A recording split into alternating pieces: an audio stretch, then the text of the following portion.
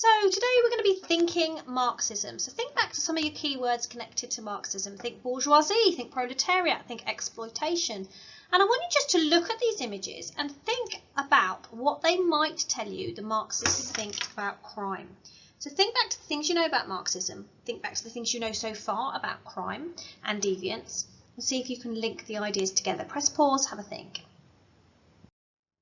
So the title for today then is What is the Marxist View on Crime?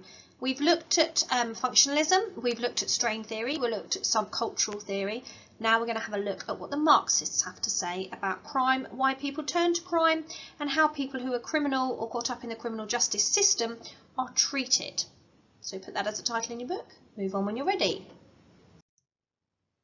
So the first activity we're going to look at today is just get an idea what the Marxists argue about crime.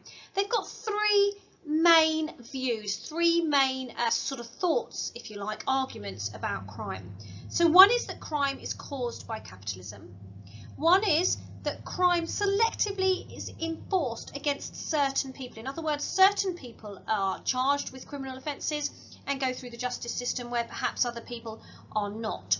And then finally, that it unfairly is seen as just a working class thing. So one of the things Marxists argue is that crime is seen as something working class people do only. So in the Google Classroom, you'll have a sheet that looks like this one that you can see in three different colours there, three different sections.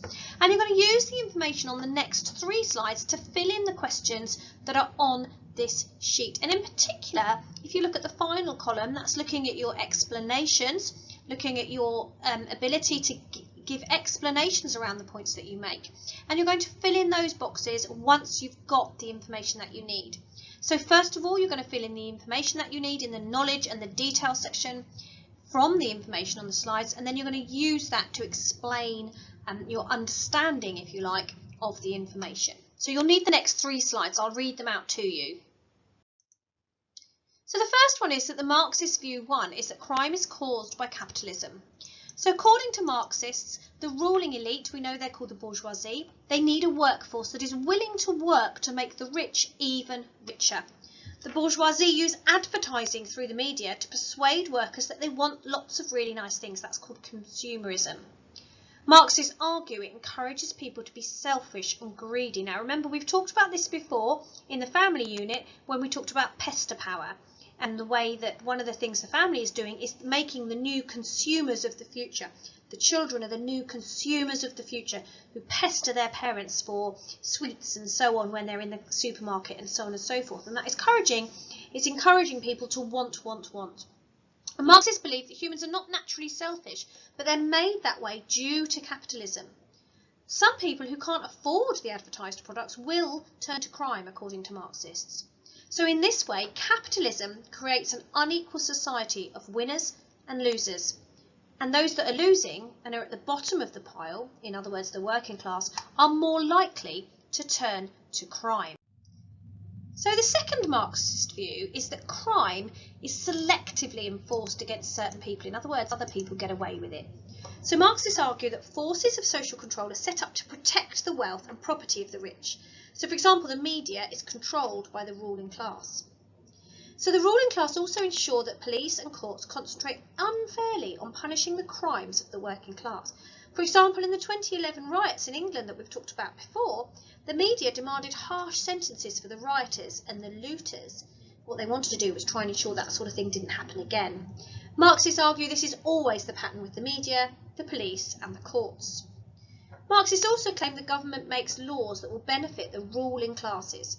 For example, most laws are about protecting property, and there are few laws about protecting the rights of workers or the environment. So that's Marxist view number 2. Fill in your sheet, and we'll go on to number 3. So number 3 is that crime is unfairly seen as just working class. So it argues that crimes are not just committed by the working class, but also the middle and the upper classes, with their crimes usually being connected to their jobs. So this is referred to as occupational crime. Marxists argue that there are other types of middle class crimes called white collar and corporate crimes, and these are often seen as higher class individuals, and companies benefit at the expense of the innocent working class. This has been achieved through many methods, but more recently we've got cybercrime, so the crime committed using technology, computers and so on. But But Marxists also argue that these higher class criminals are more likely to have the money and the cultural status to get off their crime action and avoid arrest and prison. So that will come out, for example, they might have the money to employ really good lawyers. They might have the cultural status to be in the know with people and in the know with the system. They know how the system works, they know what arguments to give, and so on and so forth. So staying out of the crime statistics, and they're more likely to get away with deviance. Of course, Marxists argue that this is very unfair. So what I want you to do, press pause here, ensure you filled in your sheet, the 3 sections, but also, really importantly, ensure that you filled in your AO2 column of your sheet, which is all about the explanation, so that not only are you writing the notes and the knowledge about these views, these 3 views, you are now explaining them. So press pause, and you probably need about 10 minutes or so to fill in the rest of the sheet. So what do Marxists argue about crime? A little bit more information. We're going to, in your information, you've got some research by Shablis. So what I want you to do is stick that into your books. Read it and then explain which Marxist view of the 3 we've just looked at it applies to. You can use that sentence starter below to help you if you want to, but you don't have to. So Shablis's views link to the Marxist idea that, and then you'd put in the idea, 1, 2 or 3, because he found out that, and then explain a little bit about what Shablis found out. So you'll find that information in the Google Classroom. It is an important piece of research, so make sure it's glued into your book, maybe highlight box around it or similar, so that you can find it at a later date. And then we've got some words for your glossary here. So first of all, we've got selective enforcement of the law. So this is referring to bias, the bias that the police and courts have against some social groups when implementing laws. Of course, the Marxists will say that is bias against the working class. But it also happens, the feminists, of course, would say that it's about females and so on. But it's essentially about bias against certain groups. And then we've got bribery, important word bribery. So that's giving money to people in return for them breaking the rules when they're in a position of trust.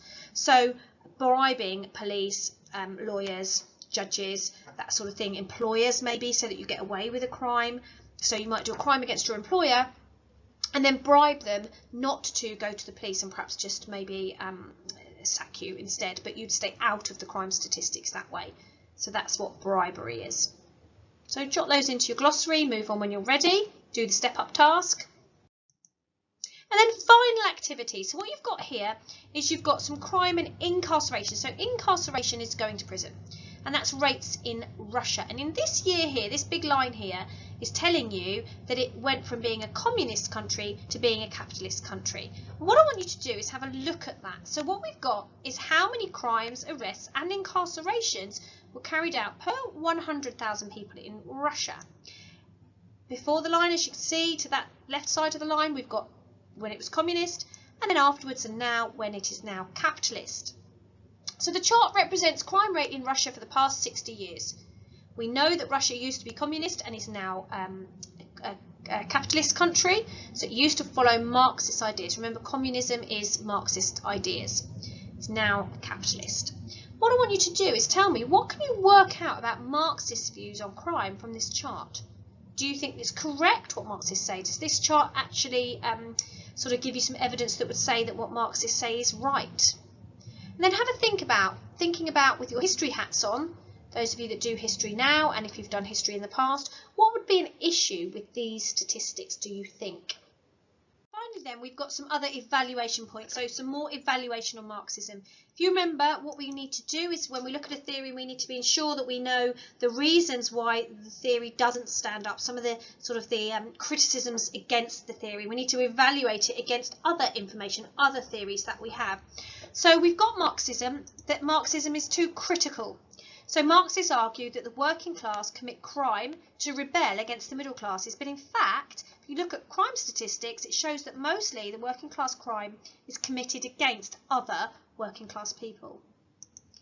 Or that it's too defensive. So they say that working class crime is committed because of how middle class treat people. So the crime is the middle class person's fault, even if the working class are doing it. And some would say this is just an excuse for the working class to be criminals and blame it all on how poorly they're treated by the middle class. So we need to finish up with those evaluations. Jot those into your book. That does end the lesson. So well done. Thank you. See you soon.